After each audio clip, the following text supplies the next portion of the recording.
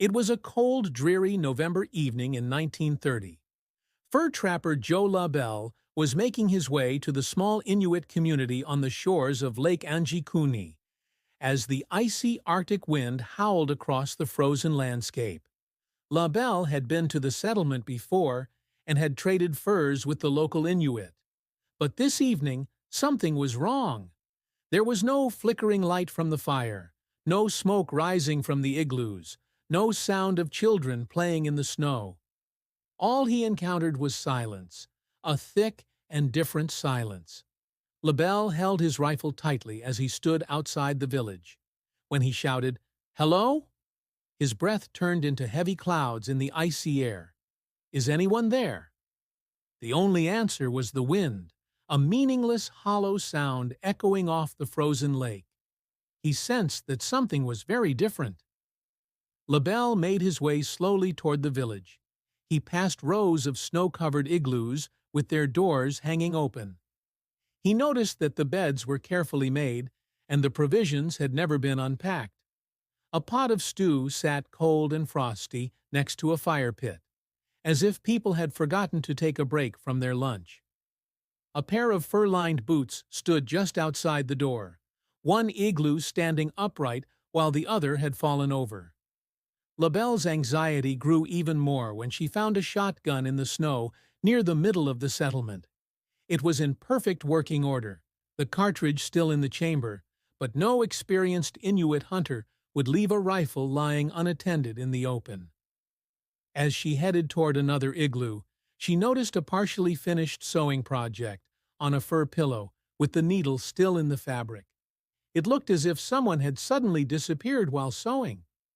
LaBelle heard a faint rustling sound coming from under a dark tent toward the edge of town. She approached slowly, pulling back the bulky lid.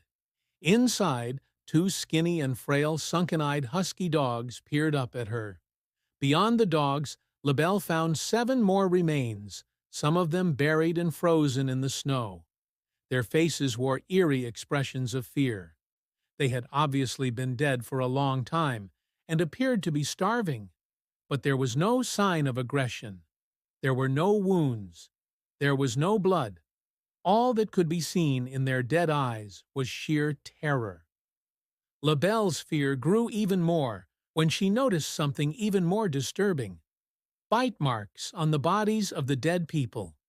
The truth came to light that the Siberian Huskies had been gorging themselves on their former owners. The real mystery was why the people had died in the first place, and why the rest of the community had vanished as if they had never existed. LaBelle searched the rest of the village for answers. She found a small hunting knife next to a frozen lake, with dried blood and pieces of flesh on it. Had the natives turned to cannibalism in a desperate attempt to survive? Or had they been driven to such extremes by something darker? LaBelle knew she had to tell the story of her discovery.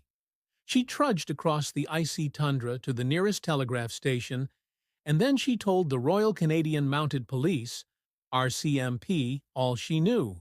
Authorities quickly launched an investigation into the unexplained disappearance of the Inuit residents.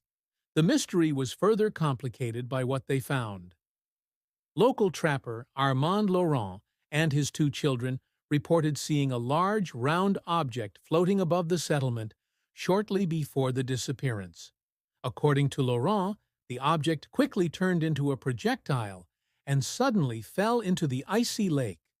Laurent's children also reported seeing strange lights flickering under the ice after it fell.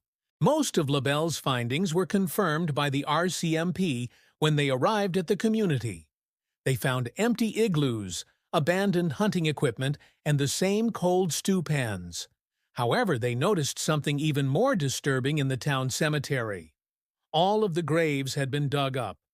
The graves themselves showed evidence of having been dug up from beneath them, as if something unknown had pulled the bodies up from the frozen ground, and the headstones were placed in neat rows next to the empty plots.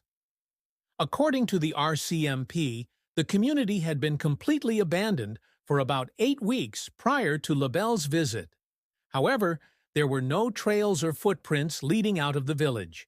There was no evidence of a fight and no signs of looters, animal attacks, or natural disasters. People had simply gone. In the weeks that followed, rumors spread like wildfire. Rumors of alien abductions grew.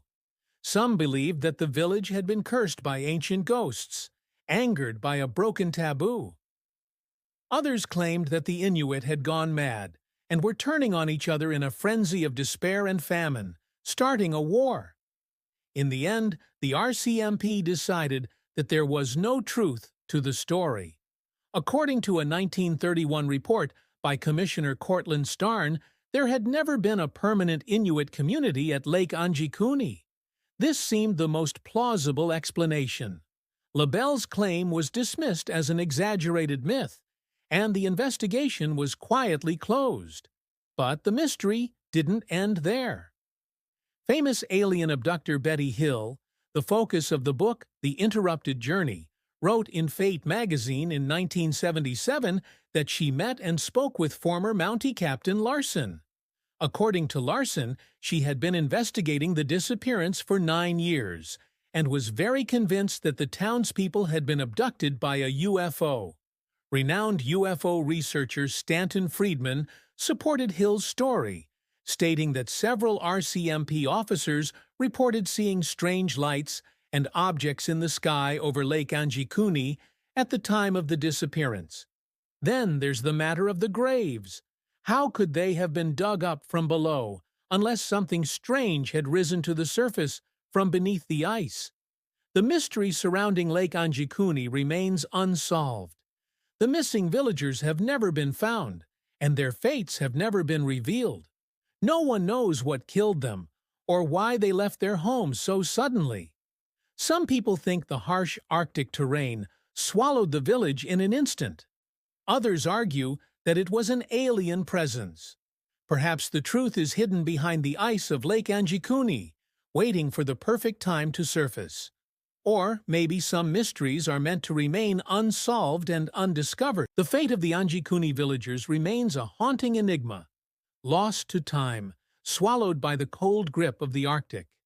Were they victims of hunger, madness, or something far more sinister? Perhaps the truth lies beneath the frozen earth, waiting to be uncovered. Until then, the silence of Lake Anjikuni endures, a chilling reminder that some mysteries are never meant to be solved. If you enjoyed this video, don't forget to hit the like button and subscribe for more interesting stories. Don't forget to share your thoughts in the comments below. We'd love to hear what you think about the mysterious disappearance of the village of Anjikuni. Until next time, continue uncovering the hidden secrets of the stories with Whispers in the Dark.